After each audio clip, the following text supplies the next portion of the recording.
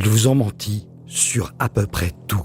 Ils vous ont menti sur les masques. Le gouvernement vous a dit qu'il y avait des stocks, mais qu'ils étaient inutiles. Puis qu'ils étaient indispensables, mais qu'on n'avait pas de stock. Ils ont fait mentir les chiffres en brandissant chaque jour un nouvel indicateur toujours plus anxiogène.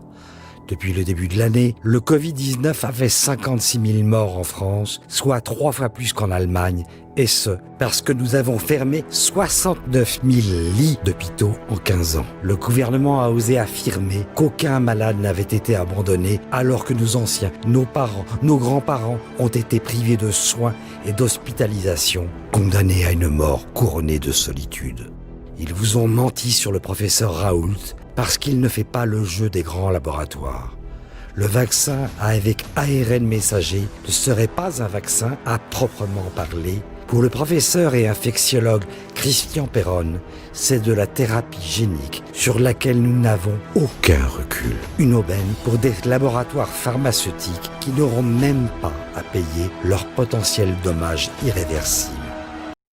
Face à l'arrivée des vaccins, Didier Raoult ne cache pas son scepticisme. Le programme, moi, que j'ai lu jusqu'à présent, ça me paraissait de la science-fiction. Donc pour l'instant, ce que j'ai vu, c'est surtout de la publicité. Le professeur marseillais attend que les laboratoires publient leurs données. Pour le moment, il reste très prudent quant à l'efficacité des candidats vaccins, notamment chez les personnes plus âgées. On sait qu'en réalité, la cible réagit assez mal au vaccin parce que l'immunité va en se dégradage. Et donc toutes les décennies sont associées à une baisse de 10% de la réaction au vaccin contre la grippe.